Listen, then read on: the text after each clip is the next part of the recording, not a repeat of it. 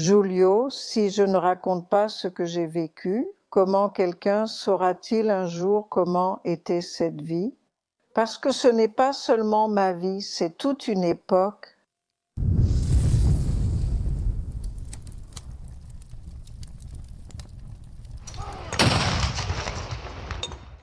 Aujourd'hui, la salle de guerre vous présente l'histoire fantastique de Madame Alda Schlem-Niemeyer, une Brésilienne qui, sans le vouloir, a rencontré de nombreuses personnalités du XXe siècle, principalement de la Seconde Guerre mondiale. Ayant passé tout le conflit en Allemagne après s'y être rendue en 1939 comme touriste vivant aujourd'hui à Blumno, Santa Catarina, à 102 ans, Madame Alda Niemeyer a pratiquement survécu. Elle a seule sauvé la ville lors des inondations de 1984, coordonnant comme radioamatrice tous les efforts de la défense civile pour l'approvisionnement.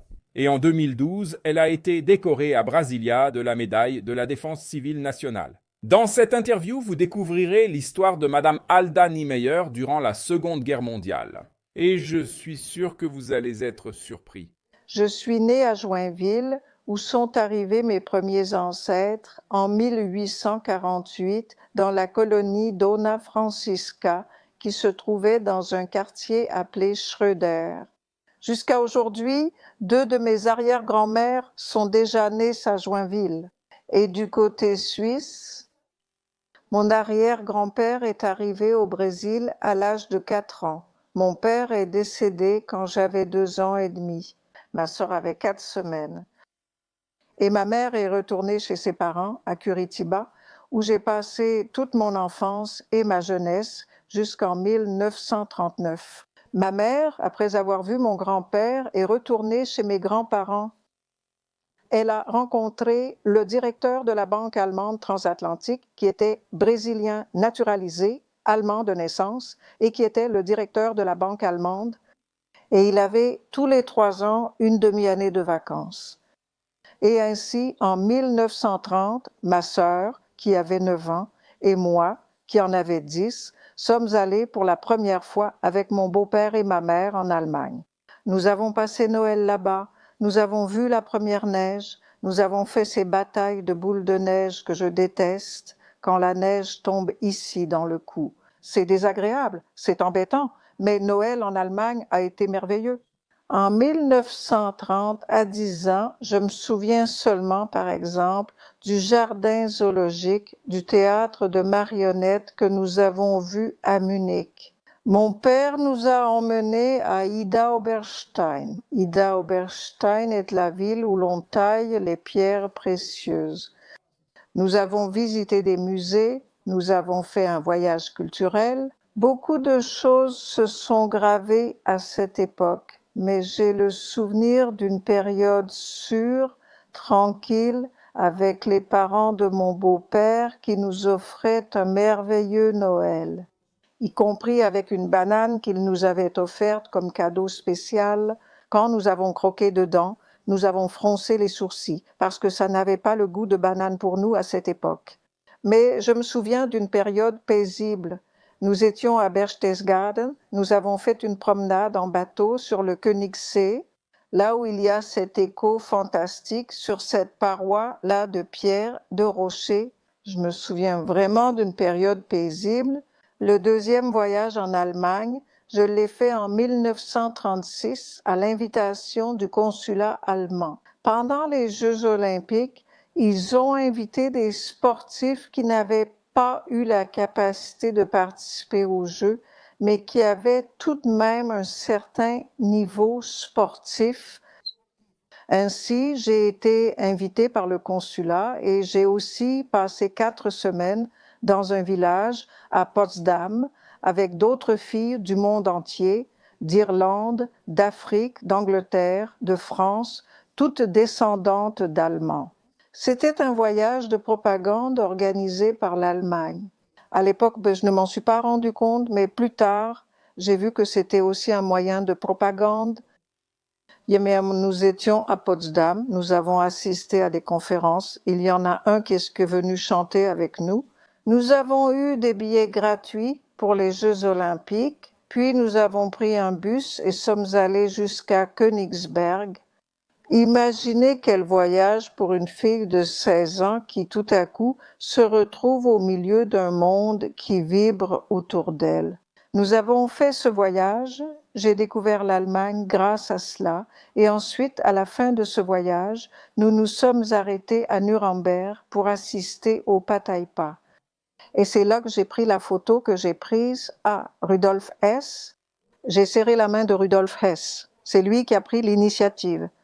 Sa cousine était mariée à un pasteur à Curitiba, Elisabeth Hess, Elisabeth Frank, et quand je leur ai dit au revoir parce que nous vivions chez eux, comme Esther et Ruth vivaient chez nous, Elisabeth, la mère de Frau Frank, a dit « Oh, Alda, si jamais tu rencontres Rudolf Hess, je plaisante, d'accord? Tu lui transmets les salutations de sa cousine, d'Elisabeth. » Et dans le camp dont je vous ai parlé, à Munich, à l'époque, à Berlin, pendant la période des Jeux olympiques, nous avons eu une visite. Je ne sais pas vraiment où c'était, c'est tout. Au Reichstag, rencontre avec Rudolf Hess, qui a salué les visiteurs du Reich, c'est-à-dire nous. Je dis, Monsieur Rudolf Hess. J'ai pour lui une accolade de sa cousine, qui est la cousine de notre pasteur, à Curitiba. Ils m'ont mise au premier rang, et quand elle est passée un par un, quand il m'a serré la main, je lui ai dit « Je vous apporte une accolade de votre cousine, Elisabeth Hess, mariée au pasteur Frank à Curitiba. » Il a dit « Quand vous rentrerez à la maison, dites-lui bonjour de ma part. Quand tu rentreras à la maison, transmets-lui une étreinte de ma part, comme je te l'ai dit, Christian. » Rien n'a été programmé, rien n'a été calculé, rien n'a été réfléchi. C'est tombé sur moi, voilà tout. En 1936, c'était déjà plus. Comment vais-je vous expliquer cela? C'était différent, c'était plus militaire, c'était plus une marche. Je ne sais pas si c'était parce que nous avions ce traitement strict. Nous devions nous lever tôt, nous devions faire de la gymnastique tôt le matin. C'était aussi un camp d'enseignement. Et tout se passait déjà sous la croix gammée, d'accord? On voyait la croix gammée. Au lieu du Schwarz-Weiß-Rot, du noir, blanc et rouge, que je connaissais comme drapeau allemand, tu voyais tout à coup une croix gammée. C'était plus militaire, plus rigide. La ponctualité des trains et des tramways était la même, c'était pareil. Mais tout était déjà plus aligné, mais ce n'était plus cette ambiance baroque, paisible et tout ça. C'était déjà plus, tout était plus militaire, plus organisé. C'est l'impression dont je me souviens maintenant. Je ne sais pas comment je vais t'expliquer ça ici. La différence était nette, c'était remarquable. J'ai regardé un match, mais je ne me souviens plus de grand-chose des Jeux olympiques. Qu'est-ce que je me souviens des Jeux olympiques? Ce qui m'a beaucoup impressionné, c'était la dernière représentation sur une Freilichtbühne, une scène en plein air. Là-bas, Palluca dansait à cette époque, la grande danseuse d'Allemagne, l'oiseau de feu, et Benno Altmaier qui dansait aussi. C'était la première fois que je voyais, à la fin du spectacle, les projecteurs formaient une coupole. On aurait dit une coupole d'église. Ensuite, j'ai compris que c'était déjà une arme de guerre, car ce sont les projecteurs qui cherchaient 39 puis 40 avions dans le ciel. C'était déjà une mise en scène de guerre. Et je me souviens aussi d'une conférence que quelqu'un a donnée où il a parlé des autobahns. Il fallait tout construire. Ceux qui n'avaient pas de travail, qui n'avaient pas de profession, étaient forcés de travailler sur les autobahns. Et je me souviens clairement du mot qu'il a prononcé. Nous avons besoin d'un moyen de transport du nord au sud, d'est en ouest. C'était déjà tout. Je l'ai vu plus tard, des années plus tard, comme préparation à la guerre, mais ce n'était que d'autres vols de propagande. J'ai vu le Zeppelin à Curitiba quand il est venu ici au Brésil et qu'il a longé la côte, qu'il est monté de Paranagua à Curitiba. J'ai vu le Zeppelin ici. Au fil des années suivantes, les Zeppelins étaient surtout utilisés comme outil de propagande. Mon père était de l'autre côté de ce stade immense, de cette grande arène. J'avais reçu mon invitation avec d'autres filles du groupe avec lequel nous voyagions et j'étais d'un côté du stade. Et lui, il était de l'autre côté parce qu'il devait acheter son billet alors que moi non. Je ne l'ai retrouvé que plus tard, quand j'ai été libérée, parce qu'après le spectacle, quand le partaïtar s'est terminé, je l'ai retrouvé. C'est lui qui m'a cherché, il savait où j'étais, et nous sommes donc rentrés à la maison, nous sommes venus à la maison. Après, je l'ai retrouvé. Eh bien, nous y sommes allés en groupe. Quelques filles, je ne sais plus combien, je crois 3 ou 4, et nous sommes restés dans les gradins tout en haut. C'est-à-dire, ce n'étaient pas des places très recherchées, mais c'était des endroits d'où on voyait tout le stade. Et à la fin de chaque présentation, il y avait des milliers de soldats, des milliers de sportifs, des milliers de travailleurs avec leurs pelles sur l'épaule, faisant des manœuvres et défilant partout.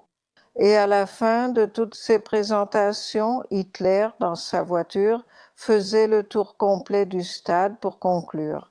Et quand il a commencé ce tour ici, de ce côté, j'ai commencé à descendre les escaliers, là, les marches du stade, et je me suis placée derrière les hommes de la SS MENA, les hommes de la SS qui étaient là, la sécurité entre le public et le stade.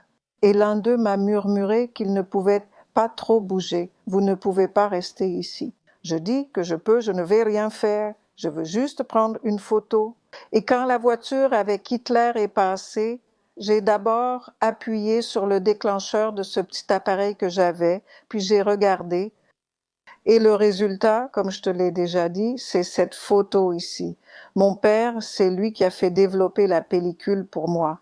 Tu as pris une photo que personne d'entre nous n'a réussi à prendre parce qu'il y avait plus de Brésiliens et plus de gens de Curitiba dans ce bataille-tas. Et vraiment, je pense qu'à part cette photo, je n'en ai pas vu d'autres de nos amis qui étaient là-bas. Au début, je n'y ai pas vraiment accordé d'importance. Je n'ai pas pensé avoir fait quelque chose d'extraordinaire là-bas. J'ai pris une photo, voilà tout. Et les intérêts d'une fille de 16 ans sont bien différents. Et qu'est-ce que cette photo signifie puisqu'elle vient d'une époque qui est lourde?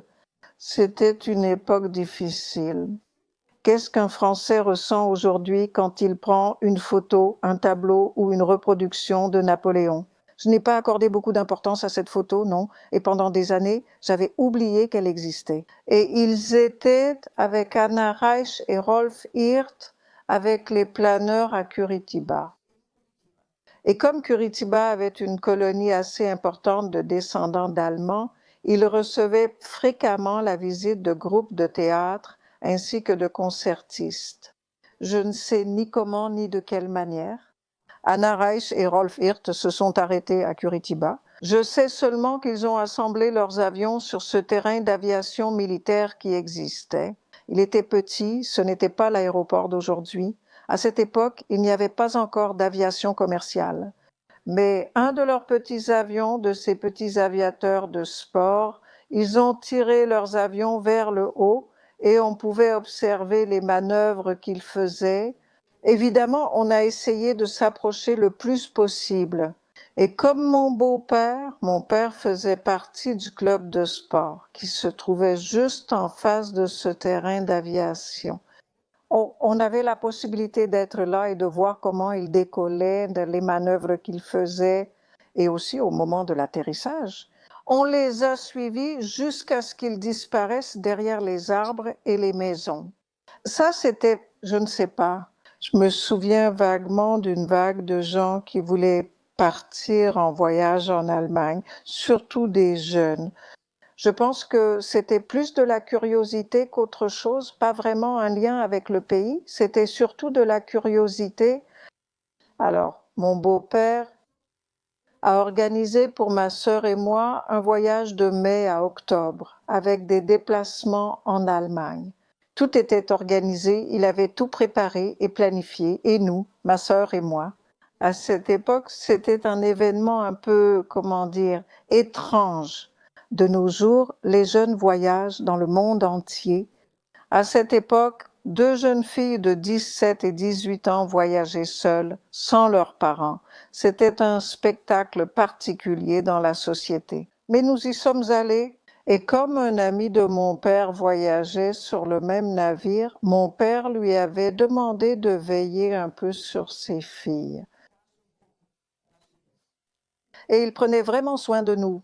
Nous prenions le petit déjeuner avec lui à la table du navire. Il demandait « Que faites-vous maintenant ?» Nous allons jouer au chef-bol et après, nous jouerons aux cartes.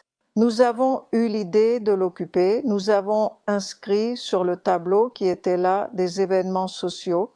On cherche un groupe de bridge parce que nous savions qu'il aimait jouer au bridge. Il a vraiment réussi à trouver des partenaires de bridge et il a arrêté de nous surveiller. Donc nous avons eu un voyage très tranquille. C'est un voyage qui m'a marqué.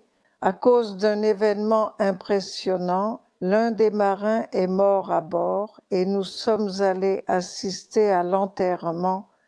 On ne peut pas dire, c'était en pleine mer, il n'y avait aucune terre à proximité. Il fallait l'enterrer d'une façon ou d'une autre.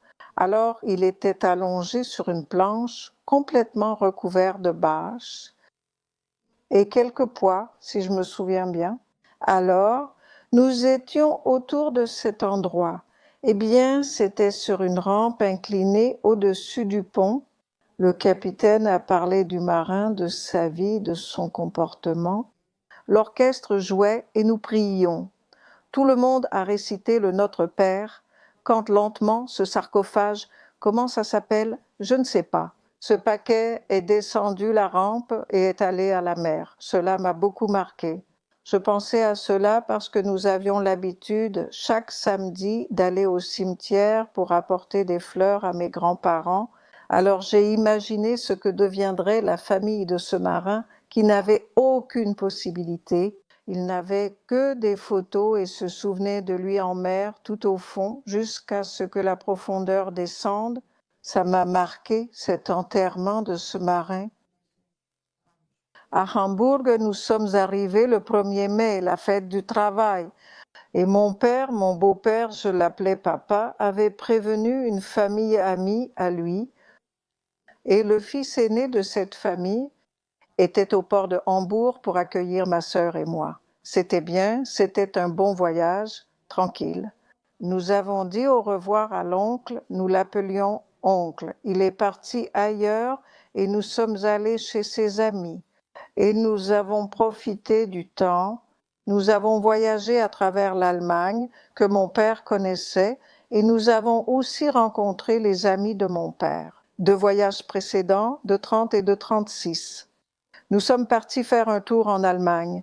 Pendant ce temps, la Seconde Guerre mondiale a commencé le 1er septembre et nous voyagions encore tranquillement à travers l'Allemagne.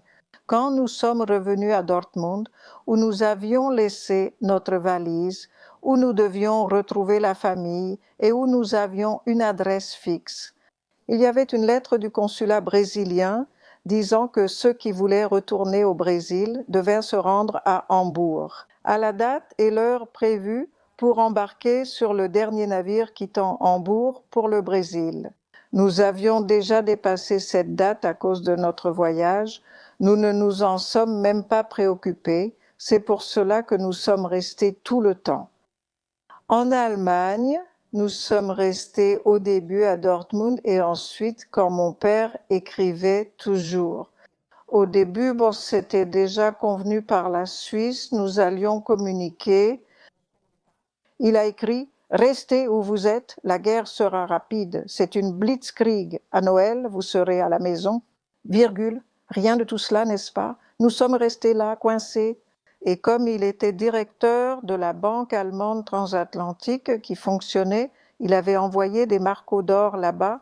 Avec des marcos d'or, nous pouvions subvenir à nos besoins. Nous pensions pouvoir voyager en Suisse, où nous avions des parents éloignés de mon grand-père ou de mon arrière-grand-père. Mais ils n'ont pas donné la permission de quitter l'Allemagne. Ils ne nous ont pas permis de partir. Ils n'ont pas accordé le visa de sortie. Nous avons donc dû nous débrouiller. Nous n'avions pas de vêtements d'hiver parce que notre retour au Brésil était prévu pour le 12 octobre. Le billet était payé, la cabine réservée, tout était prêt, mais nous n'avons pas pu profiter de ce voyage de retour, nous avons dû rester là-bas.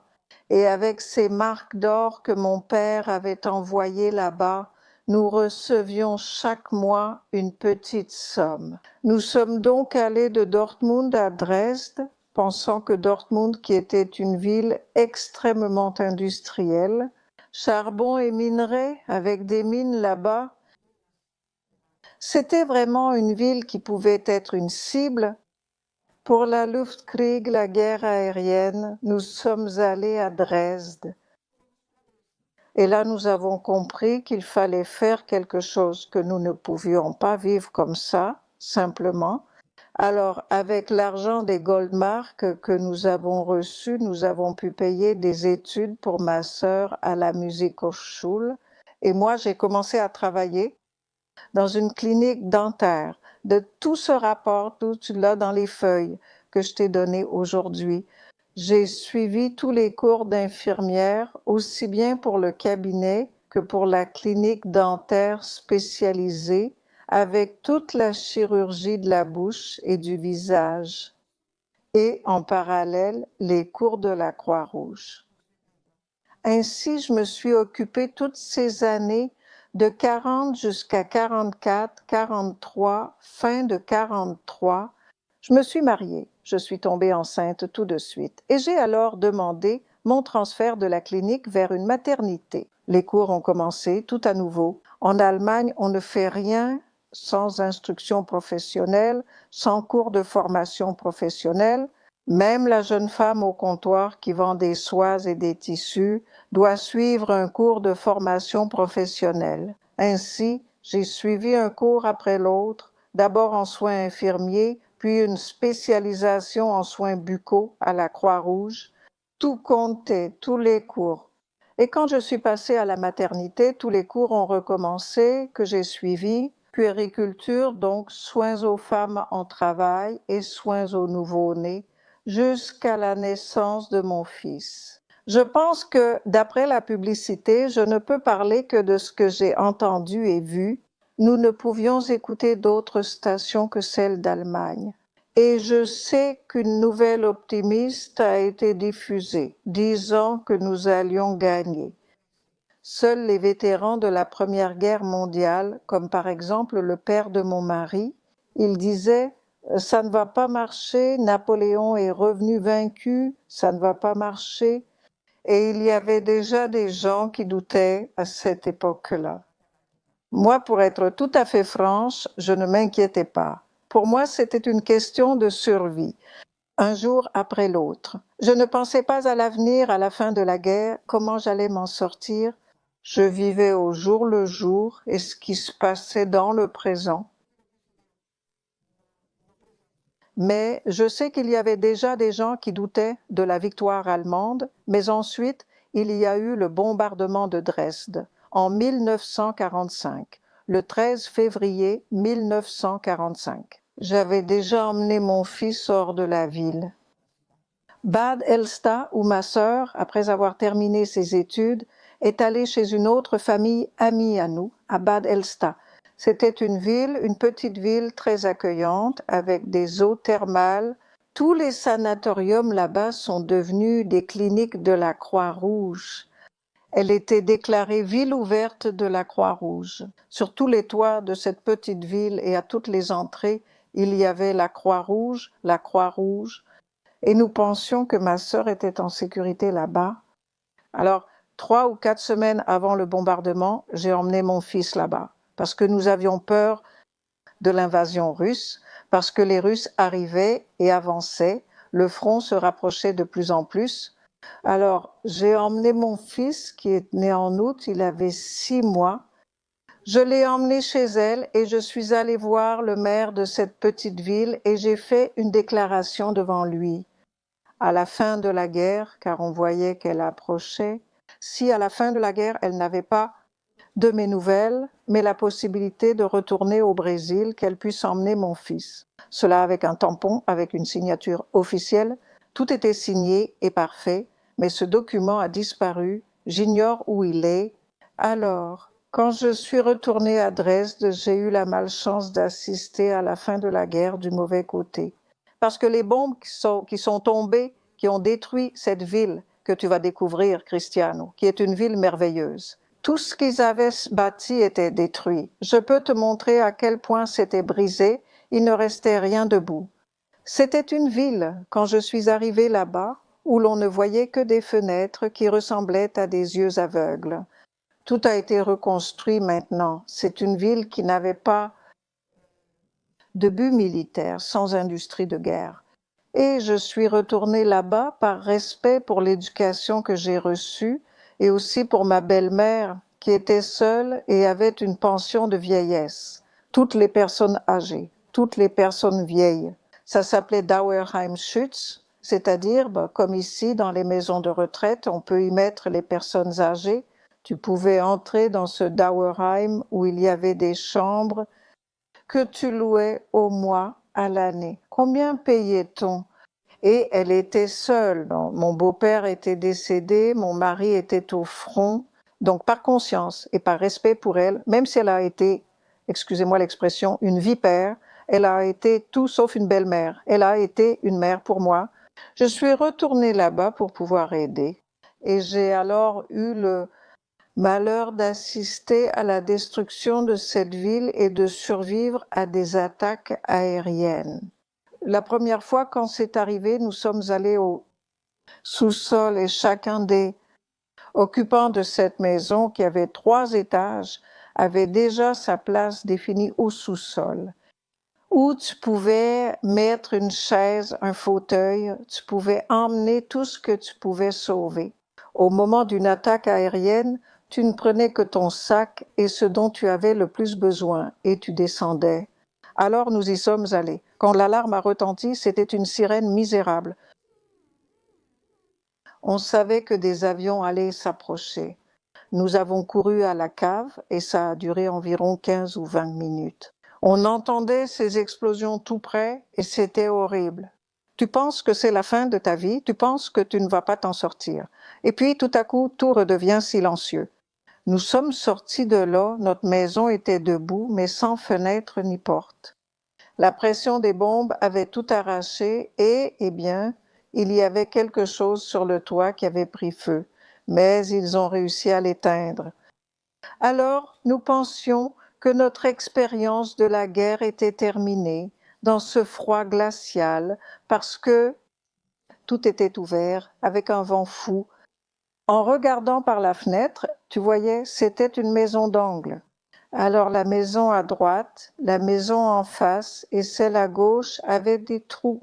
Et ce qui était en bois au-dessus était en flammes. Et nous étions là, dans notre maison, et nous étions en train de réfléchir, de calculer ce que nous allions trouver le lendemain, ce que nous n'allions pas trouver le lendemain. Quelques heures se sont écoulées, il était un peu plus de 11 heures du soir, entre 3 et 4 heures. Le deuxième bombardement est arrivé, tu entendais, il n'y avait plus de sirène, la sirène s'était arrêtée, mais tu voyais les bombardements arriver par le bruit et les bombes tomber. Nous avons couru à la cave et notre place était en descendant à la cave, dans l'escalier sur le côté droit. Arrivé en haut de l'escalier, tout le côté droit était déjà pris par d'autres réfugiés qui s'étaient réfugiés depuis la rue. Nous nous sommes donc réfugiés du côté gauche parce qu'à ce stade-là, n'importe quel petit coin faisait l'affaire. Et je me souviens seulement que j'étais dans un coin et tout à coup, il y avait un enfant d'environ 8 ou 9 ans sur mes genoux. Et les bombes arrivaient. C'est horrible. Ces explosions qui se rapprochent de plus en plus. On se recroqueville. Je sais que j'ai pris l'enfant, j'ai protégé sa tête quand il y a eu cette explosion et on savait, c'était notre maison qui avait été touchée. Tout était sombre. Il n'y avait pas de lumière, rien du tout. Même le feu qu'on avait vu avant avait disparu. Par les trous où l'on jetait normalement le charbon et tout ce qu'il fallait garder pour l'hiver, tout cela était recouvert de décombres. Alors tu te demandes, où suis-je? Que va-t-il se passer? Tu ne peux pas respirer à cause de la poussière et de l'obscurité. Une voix va appeler un nom, l'enfant a répondu. J'ai fermé la main et dit mince en collant, puis j'ai léché du sang. Eh bien, ça a dû toucher l'enfant, mais ce n'était pas l'enfant, c'était mon doigt qui était en sale état. C'est arrivé, je me rappelle avoir enlevé ce morceau de peau percée. Mon doigt est passé ici et la pointe a dû juste toucher la tête de l'enfant parce qu'elle était bien vivante. Quand la mère a appelé et qu'elle a répondu, elle a disparu et je ne l'ai plus vue.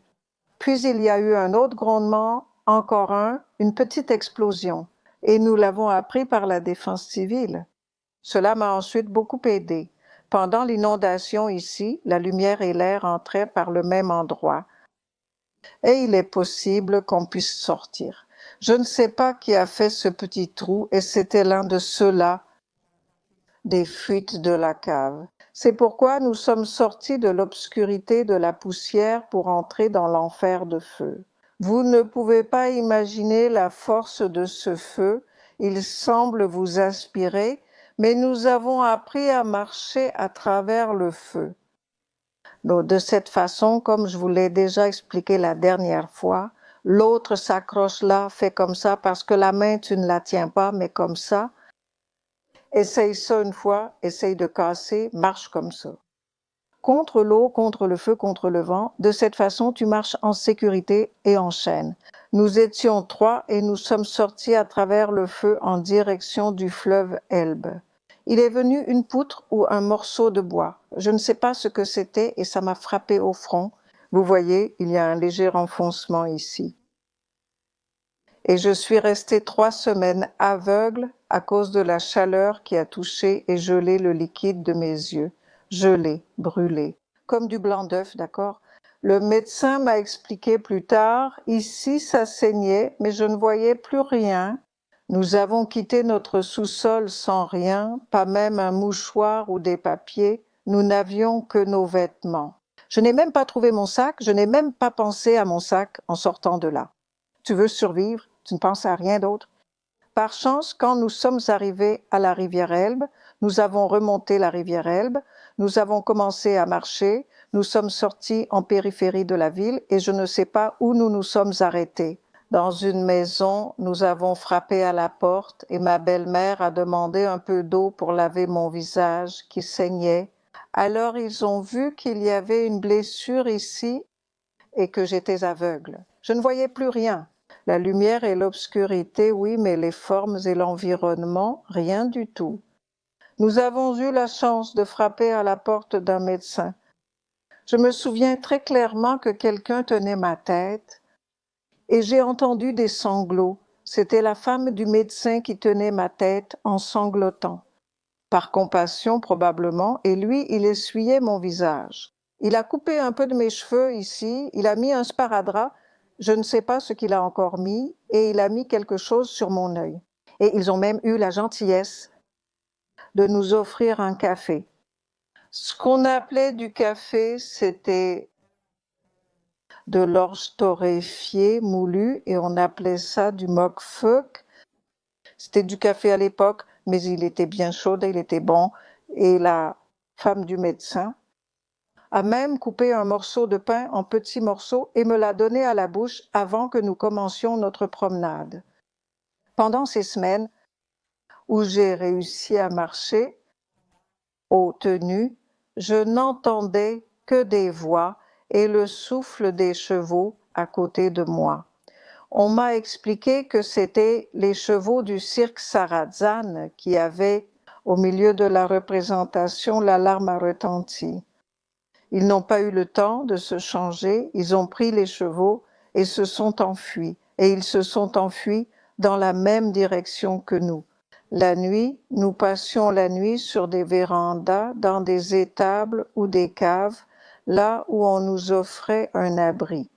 De la nourriture, ce que nous pouvions trouver. Et je me souviens, quand je commençais déjà à voir à peu près, nous sommes entrés dans une étable, il y avait des vaches, ça devait être un colon avec plein de vaches là-bas. La chaleur des vaches et cette petite chaleur, c'était agréable parce qu'on était en février et qu'on n'avait que nos vêtements sur nous. J'ai vu une des vaches lécher dans un coin. Je me suis demandé qu'est-ce qu'elle lèche là-bas dans le coin. J'ai mis la main et j'ai retiré. Un tubercule de cette taille. J'ai vu que c'était une carotte, la laver, pourquoi faire? J'ai nettoyé la carotte à la main, demandé pardon à la vache, puis je l'ai mangée. C'était la meilleure carotte de ma vie. Et nous avons continué comme ça, en marchant jusqu'à une ville qui s'appelait Tietjen-Bodenbach. Là-bas, je me suis reprise. Alors, la blessure ici a cicatrisé et ma vue était presque rétablie.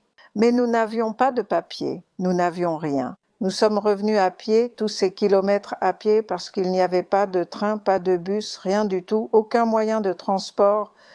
Grâce à l'organisation et à l'efficacité des Allemands, je veux dire, c'était un peuple maudit, efficace, il fallait le voir pour le croire.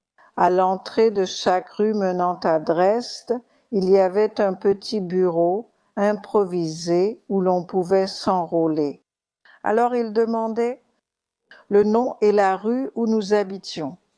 Ensuite, il regardait le plan et disait « Eh bien, totalement détruit ». Et c'est là que nous avons reçu notre premier document. J'ai tout cela, je peux vous le montrer, dommages totaux, perte totale, au numéro 9 de la rue Elisantras.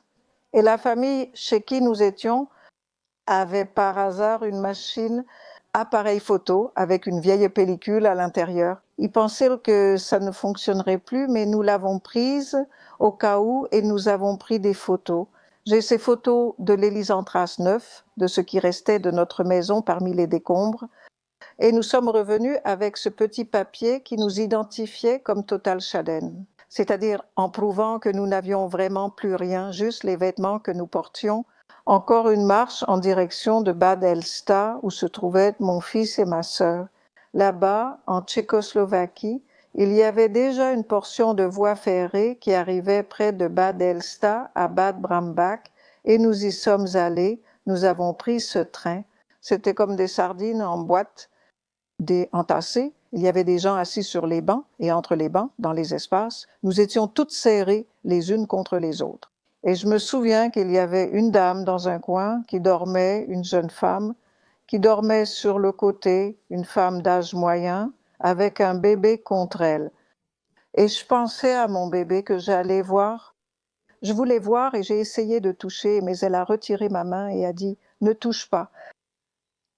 Je lui ai demandé pourquoi je ne pouvais pas. Mon petit-fils est né avant-hier, il est mort il y a peu de temps. Et si quelqu'un dans le train remarque qu'il est mort, je devrais le jeter par la fenêtre. Je ne veux pas. Nous voulons arriver dans cette ville où elle avait de la famille. La mère ne savait pas que le bébé était déjà mort, elle dormait de fatigue. Où ils sont restés, je ne sais pas. Ils sont descendus, ils sont sortis du train dans une autre ville, et nous sommes descendus à Bad Bramba, et nous avons encore marché dans la nuit, à minuit. Nous sommes arrivés à Bad Elsta, nous avons frappé à la fenêtre, dans la chambre de ma sœur. J'ai revu mon fils et j'étais enceinte de mon deuxième enfant, je l'ai découvert là-bas.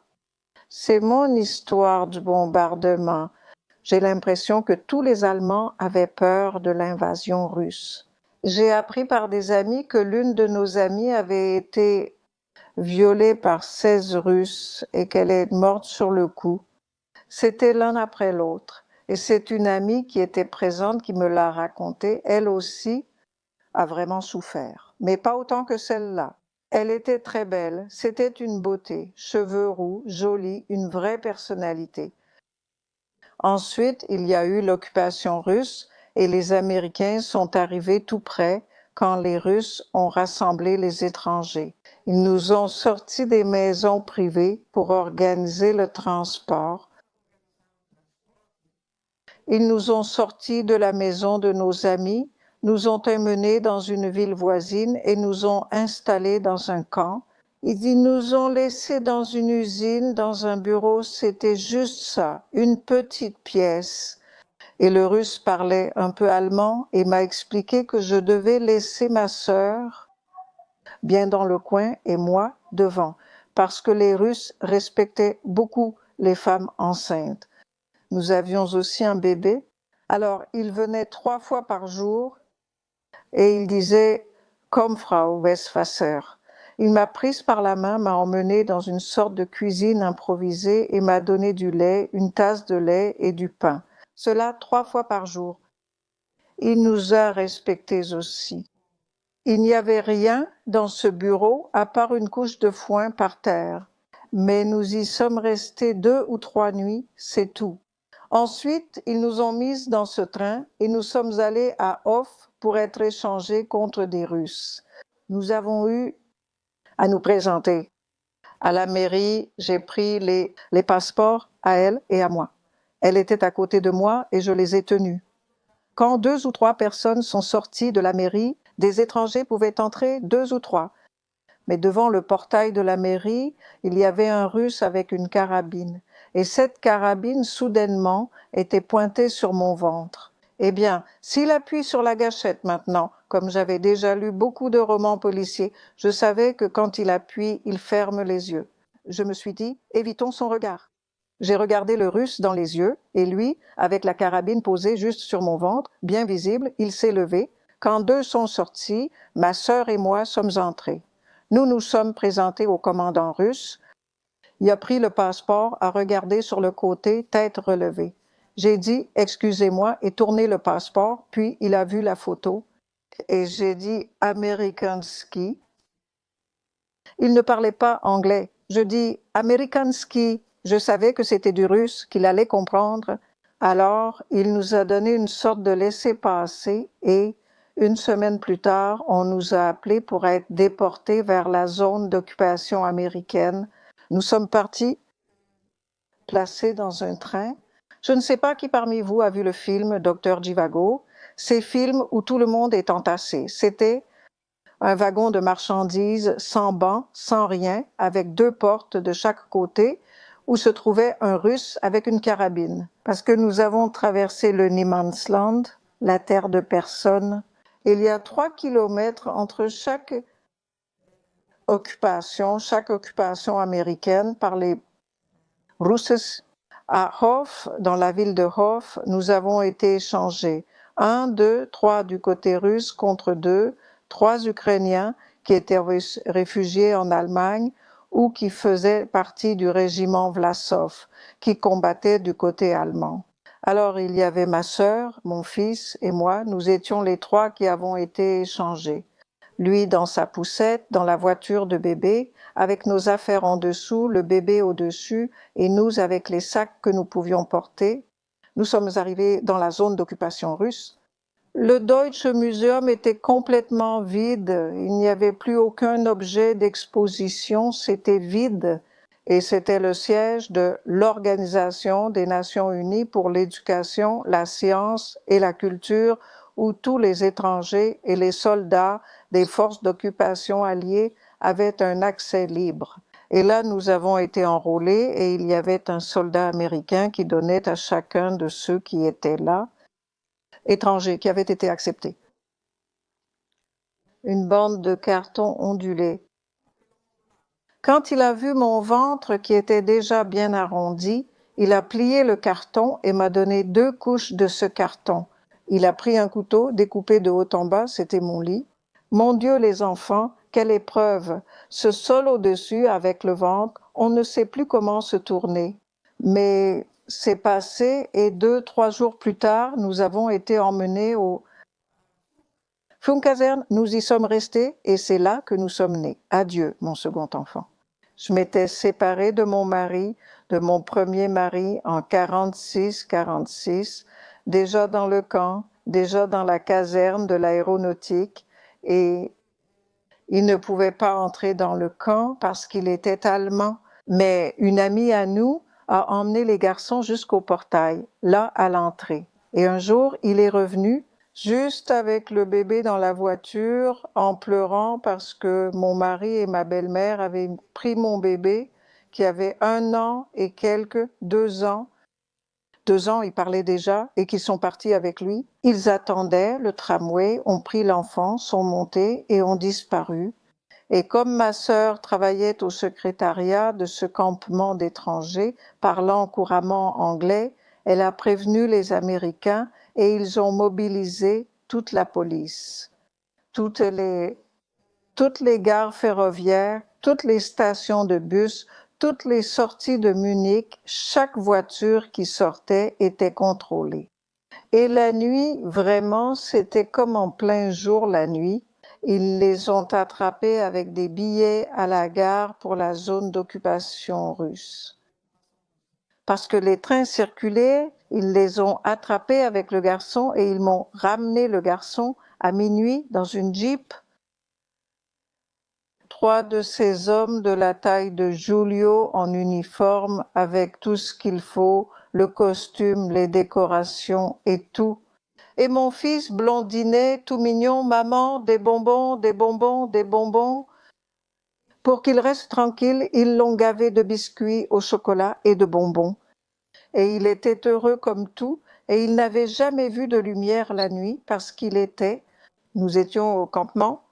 Ils ont traversé Munich tout illuminé, ma fille et Lichta, beaucoup de lumière et des bonbons. Et ils m'ont ramené le garçon. Cela dura jusqu'en 1947. En 1947, l'organisation de rapatriement des Brésiliens a rassemblé les Brésiliens. Nous sommes allés en train à Hambourg. Nous avons pris le Santarém, qui était un navire de 6000 tonnes, une coquille de noix toute rouillée. C'était le navire Frankberg, qui a été donné après la Première Guerre mondiale comme représailles au Brésil. Il a servi de cargo sur la côte brésilienne. Ils ont retiré toute la cargaison, installé des couchettes et rapatrié en 5 ou 6 voyages des Brésiliens d'Allemagne. Et avec la première, parce que nous avions des passeports valides, toujours renouvelés par le consulat portugais, nous avons été les premiers à venir, mes 2 fils et moi. Ma sœur était déjà venue avant, mais ça, c'est une autre histoire. 1er février, en 1947, j'ai débarqué à Rio de Janeiro avec le Santarém. Giulio. Si je ne raconte pas ce que j'ai vécu, comment quelqu'un saura-t-il un jour comment c'était cette vie? Parce que ce n'est pas seulement ma vie. C'est toute une époque. C'est une époque difficile. C'était une époque difficile pour tout le monde, pour beaucoup de gens. Ma vie, mon destin, ma place. C'est infime, plus fin qu'un cheveu dans tout ce qui s'est passé. Mais c'est arrivé pour moi, ça m'a façonné, ça m'a formé en tant que personne, parce que j'y suis allée à 18 ans, une fille gâtée, choyée, mon Dieu, ne fait rien. Et je suis revenue avec une expérience, une richesse d'expérience vraiment précieuse. Je ne veux rien laisser de côté, rien, aucun jour de ma vie. La seule chose que j'aurais aimé ne pas avoir vécue, c'est le bombardement de Dresde et la mort de mes 2 fils. Le reste de ma vie, je pense que c'était une vie bien vécue, une vie pleine, une vie riche, une vie heureuse. Tu as aimé cette histoire. Si tu aimes notre travail et que tu veux soutenir la chaîne, tu peux le faire en nous envoyant des dons ou en contribuant sur Apoya-se. De cette façon, tu rejoins notre groupe Very Important Person WhatsApp et tu discutes des prochains sujets avec moi. Je remercie tous ceux qui nous aident, surtout ces camarades ici qui sont vraiment au top. Si tu es curieux et veux acheter les livres que j'utilise pour ces vidéos, les liens sont juste en bas. Pour l'instant, regarde ces vidéos que j'ai sélectionnées pour toi, abonne-toi à la chaîne et active la cloche pour ne pas rater les notifications. Quand je publierai d'autres vidéos, je vais m'arrêter ici et je te remercie encore pour ton audience et je t'envoie une grosse accolade depuis la salle de guerre.